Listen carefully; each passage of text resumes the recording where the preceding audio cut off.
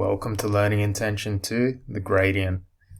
In the last lesson, we were working on calculating the distance and the midpoint of 2 points on a Cartesian plane.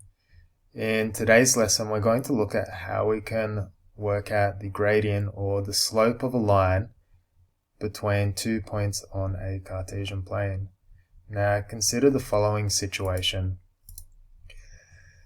You are sitting around the dinner table giving your friends and family a recount of your recent bicycle tour of the southern provinces of Nepal.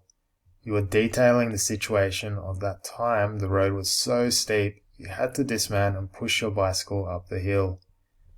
Your best friend stares at you from across the table and bluntly asks, "But how steep was it?" You reminisce of your time in Year 10 mathematics. So, today's lesson we are looking at something called the gradient, which can be explained as either the slope or the steepness of a line. Consider the picture to the right. Notice when I hit play, the slope or this steepness or this gradient of a line, it swings between going really far down to pointing upwards. So what we're looking at in this lesson is how we can associate a particular number with the slope of this particular line. Now, the way in which we're going to do that is we have three options. The first one we're going to look at is we're going to look at a technique of finding the slope of a line simply by inspecting an equation of a line. The second one is we're going to use a formula called the rise over the run. And then the third one, we're going to look at the 2-point method, where it's simply a rehash of the second method, but with an extra step in there. Now, before we jump into any mathematics, what we'll do is we'll have a watch of a video of Slope Dude. Slope Dude's going to explain to us how slope actually works to begin with. So, here we go. Welcome to the adventure of Slope Dude. Meet Slope Dude. He loves to ski. We're going to follow him, and he'll teach us some important aspects of slope. This is, of course, skiing day. Again, what he says will teach us about slope. You need to remember that Slope Dude always skis toward the right or eastward. When he starts out, he's going uphill. It's hard work. He says, puff, puff, positive as he goes up the mountainside. Puff, puff, positive. Puff, puff, positive. Puff, puff, positive. Now he's at the top. It was puff, puff, positive all the way up the mountain. But now he can look forward to the downhill. On the way down the mountain, he says, nice, negative. Nice, negative. And now after the downhill, he's in for the hardest part of the ski run, the long, flat part. He says, this is zero fun. This is zero fun. This is zero fun. This is zero fun. And as he finishes the flat part, he doesn't see well ahead. All of a sudden, he comes to the edge of a cliff. It's straight down. So frightened is he that he says the worst curse word possible in math and in algebra. Undefined.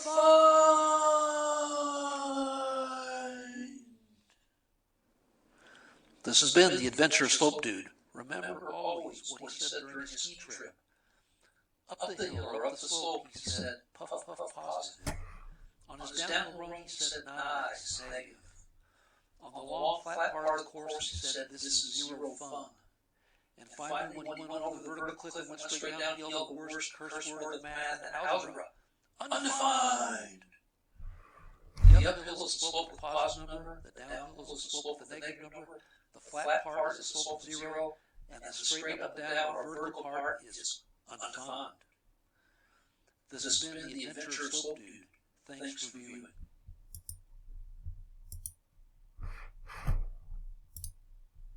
Alright, thank you, Slope Dude.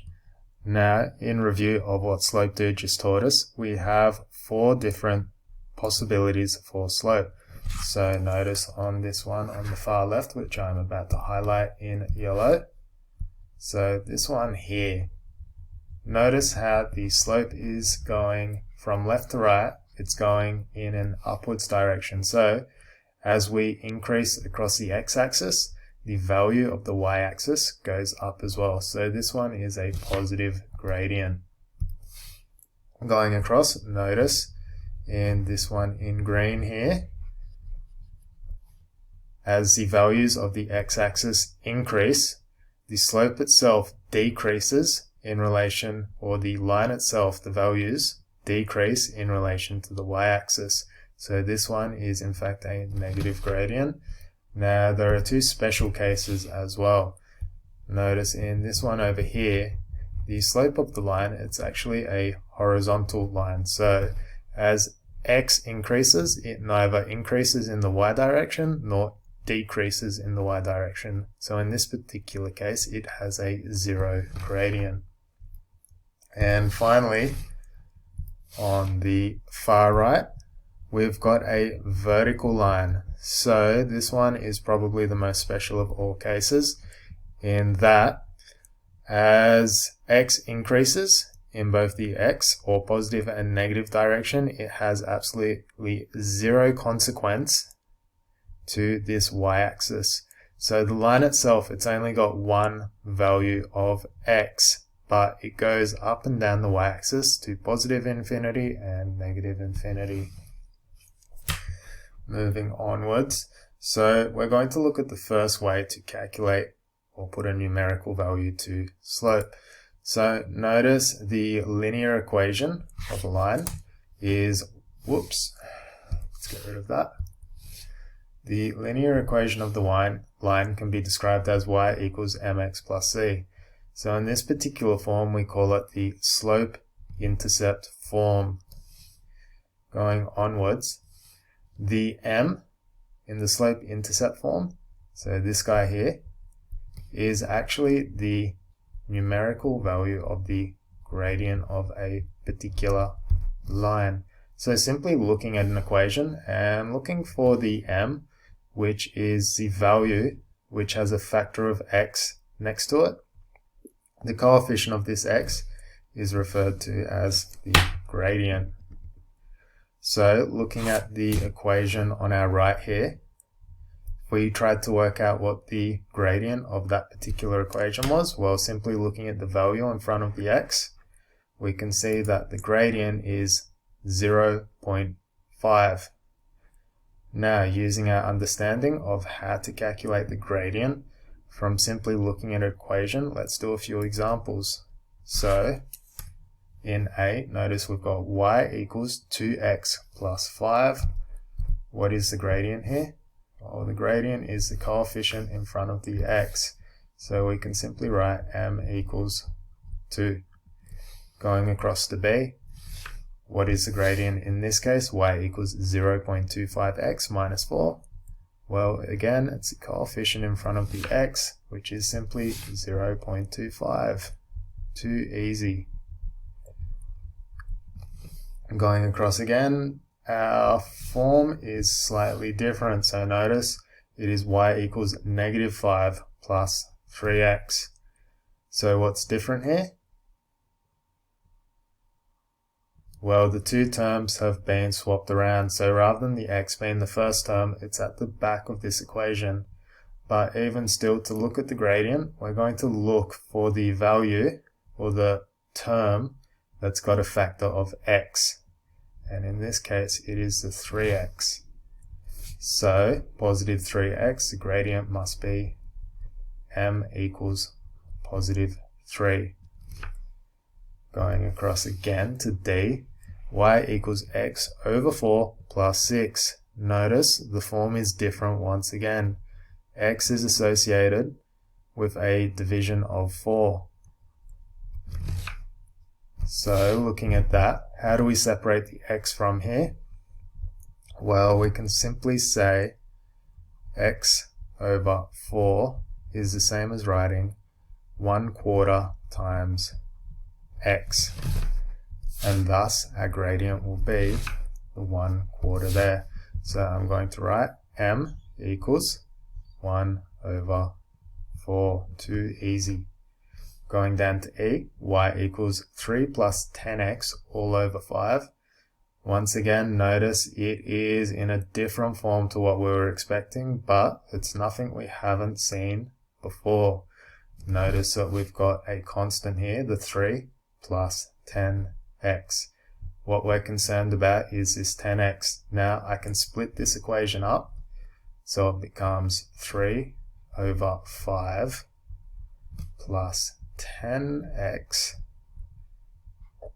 over 5. Looking at this, I can look for the term that has the x as a factor, and it is 10 over 5x. So the gradient must be the 10 over 5. Thus, m equals 10 over 5. And simplifying that down even further, 10 divided by 5 is 2. Once again, it is too easy. Looking at f, y equals negative 2x equals 6. Again, our form is slightly changed, but lucky for us, we know how to rearrange equations. So we can change this y equals 2x equals 6 to the form y equals mx plus c. So what do I need to do? I need to have the y as the subject and everything else on the right hand side expression. So I'll simply move this negative 2x by adding positive 2x to both sides. So y equals positive 2x plus 6. Inspecting, the coefficient in front of the x is 2. Therefore, our gradient is equal to 2. So we've just done a few examples on how to work out the gradient in an equation. Now, next method we're going to look at is the rise over the run. So the gradient of a line can be calculated as the vertical change divided by the horizontal change in a line, or better put, the rise over the run. Looking at our line to the right here, as we can see, we want to figure out the vertical change in respect to the horizontal change. So how can I do that? Well, I can simply pick 2 points, and let's say easy points. So we can see the line crosses at, I believe, we'll go, this would be 2, and this would be 5. So I'll get a thicker line, and we'll go 2, so we'll go across, and we'll go across to here. So notice that the line crosses through this point here as well, exactly. That is 6, and this would be 7. So going down, for every line, or every block that we go across, it's 1, 2, 3, 4. We're going to go up 1, 2. So in this case, m would equal the rise, a rise of 2, over the run, so 1, 2, 3, 4, a run of 4, which equals 1 over 2, which is the same as writing 0.5. So notice again, this m, or this gradient value, agrees with the equation up here. Going down a little bit further, here is our result. So again, I chose some different values over here. I chose 3 and 6, but it still works out to be the same, so 2 and 4. So let's have a go at a few questions in doing that. So, what is the gradient of the following equations? Now, I was a bit of a silly sausage, and I've already done these ones here, so we'll just ignore those. And we'll look at the red, the green, the blue, the purple, and the orange, and we'll ask ourselves, how far across do we go for every step we go upwards? So in this red one here, we're going across 1, 2, 3, 4, and 1, 1, and 4. Thus, m equals 1 over 4. So the rise is 1, the run is for, which equals 0.25. Looking at the green one, notice the green, it's starting on the left to the right, it's going downwards. So let's pick some points. We'll go 6 and -5, and we'll go down till we go for another point again. So we're going down 3, so that's -3, and we're going across 2. So in this case, m is going to be -3 over 2, and that's going to be roughly -1.5. So we've got a negative gradient in this situation. Now let's look at the blue one. So it passes through this point here, 0 and -5, but it's getting a bit cluttered. So we'll go to this point up here and we'll say 5 and 5, and it passes through this point exactly here. So what's that? That would be 7 and 9.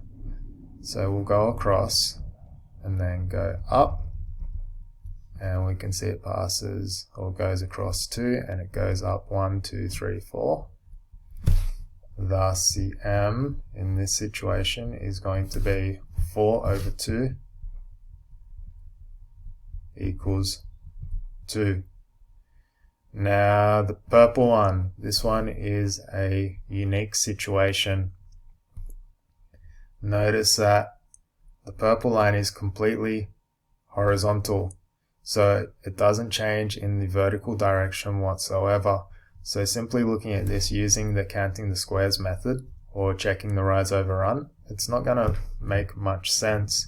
So it simply goes across. So what I can say in this situation is, let's get a purple pen, because the rise doesn't change, we can say there is 0 change across the rise, and we can't really pick any points. So if I did say -9 and 8 or -8, it would just be 1, or -9 all the way to 0, that would be 9, but it doesn't really matter. So we'll just say 1 for argument's sake, because anything 0 divided by anything is just 0. So we can simply say a vertical or horizontal line has a gradient of 0. Moving across to our orange line, it is the complete opposite to this purple line. Rather than being completely horizontal, it is completely vertical. So there is absolutely, the change in x, there is absolutely no effect on this orange line. So what we could write is anything over no change, and 1 divided by 0, or 1. How many times does 0 fit into 1? Well, it's infinite. So in this case, it would be undefined.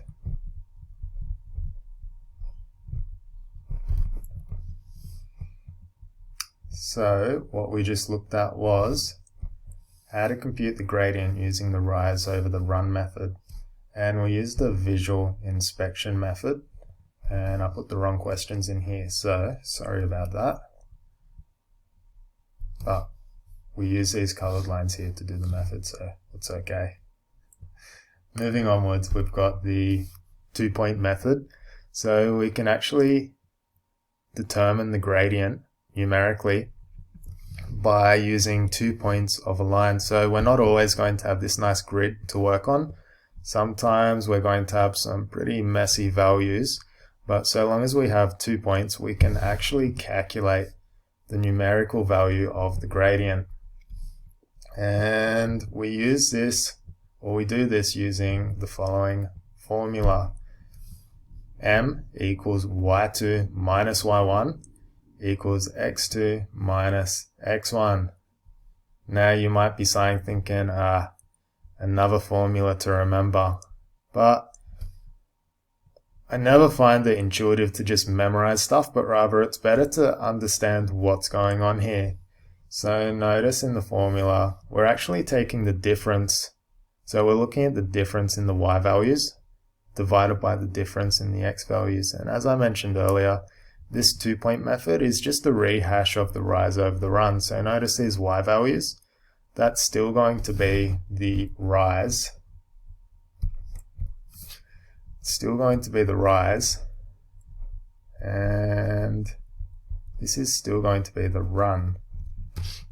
But working it out between two different points, we're simply saying this point and this point, how far across does it go? So that would be our run. And then we're asking how far up and down. So the difference, the vertical difference between these points, this is what's happening on the top, so the rise. So it's nothing we haven't done before, it's just in a different form.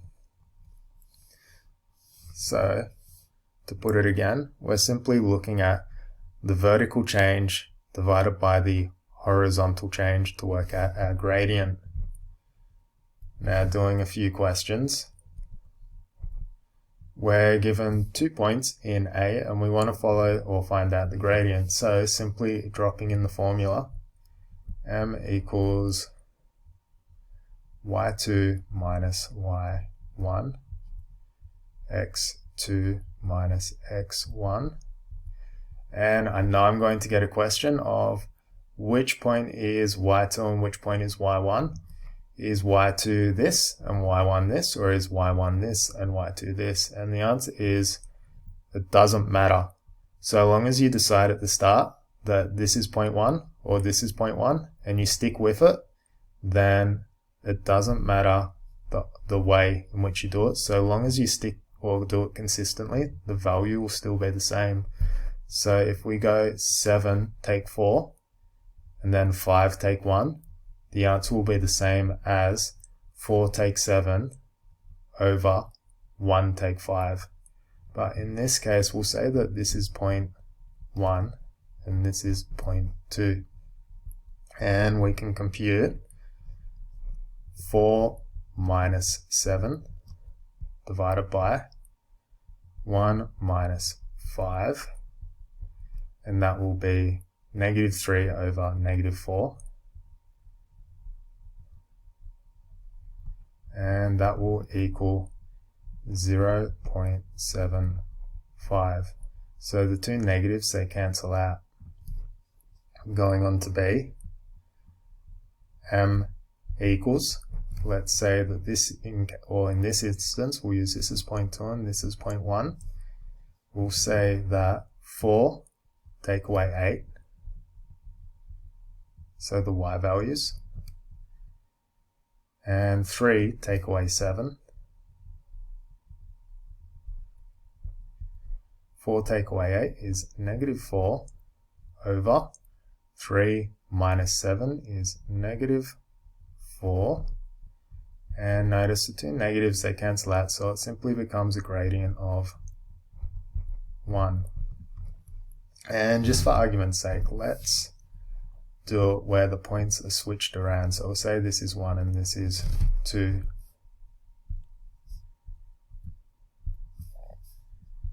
And we'll say m equals 8 take away 4 and 7 take away 3. Up top, upstairs it will be 4 over 4. And m once again will equal 1. So notice the order of the pairs don't actually matter, so long as we're consistent about x1 and y1 coming from the same ordered pair. Now, going down to C, we're looking at an actual line, and we're given 2 points on the line very conveniently. So -4, 4, and 6, -1. To work out the gradient of this particular line, let's firstly write it out. We'll go -4, 4, and 6, -1. And our gradient is going to be, we'll say this is point 1, this is point 2, -1 take -4, a lot of negatives in there, and 6 take 4. Going down, -1, take -4. This 4 here becomes positive, so it's -1 plus 4. That is 3. And 6 minus 4 is 2. So 3 over 2 is the same as writing 1.5. So the gradient for this line is 1.5. Or is it? Notice it's going downwards. I've made a mistake somewhere. So let's review that. -4, 4, 6, -1. I said this was 0.1. This was 0.2. -1 minus -4. That should be 3. And then we said 6 minus 4. You see where I've made the mistake. I accidentally put this value up here. So I'm not going to rub it out. I'm going to cross it out. And then I'm going to redo it again, so I can look at my mistake in the future and know not to make it again. So it was -1, take 4. So in the first one, I grabbed this x value instead of the y value. So I needed to grab this one. Over 6, take -4. Alright, that's looking a little bit better. -1 minus 4 is -5 over 6 take -4 is 6 plus 4 is the 10. And therefore, m is equal to 5 divided by 10 is 2 or half, and it's a -half. So -0.5. So lucky I remembered that if the slope of the line, or if the line itself, as x increases, the y values decrease, I know it's going to be a negative gradient. And notice in the first calculation I got a positive, and then I went back and I said no, that must be wrong because I'm expecting a negative number. So I went back and I found out that I'd substituted in the values incorrectly. I redid it, and now I've got -0.5. And going across again, I can verify this and say from this point to this point, because it passes through this point exactly, for every 2 I go down, I go across 4. So I'm expecting 2 divided by 4, or -2 divided by 4 is -half. So yeah, this would be the right answer. Doing the blue line here, as the x values increase, the y values increase, so I'm expecting a positive gradient. Now I've got the points 0.5 and -4.5, along with 3.5 and 4.5. Plugging in those points into my formula, so y1 is here, y2 is 4.5 minus -4.5 all over 3.5 minus 0.5. That works out to be 4.5 plus 4.5, so double negative makes a positive. That will be 9 over 3.5 minus 0.5, simply 3. So in this case, m equals 3. So 9 divided by 3 can be said 3 over 1, which is the same as 3. So, too easy. What we've just done there is using the 2-point method to calculate the gradient here. Now, going back to our original question at the beginning of the class, you are telling your family and friends about your bicycle tour of Nepal, and about that time you had to get off your bike and push it up the hill because it was so steep. And your friend stares across the table at you and bluntly asks, how steep was it? And you reminisced of your time in Year 10 mathematics. And thankfully you're paying attention and you're able to think about it. And what you found was you recall the slope, also known as the gradient, is calculated as rise over run. Looking at your sports watch, you assessed that over a distance of 200 meters, you gained 50 meters of elevation. Not too bad. Therefore, m, or the gradient, is 50 meters divided by 200 meters, and 50 divided by 200 is 0.25. So, looking at your mate, you say the gradient was 0.25. Looking at you with a face of approval, your friend says, 0.25. Ripper. Now, in conclusion, what we learned today was, you learned what the gradient was, and subsequently you learned how to calculate, or you learned how to figure out the gradient from looking at an equation that is in slope-intercept form. Then we had a look at how to calculate the gradient using the rise over the run formula. And finally, we looked at how to calculate the gradient using the 2-point rise over run formula. So, good job today, guys.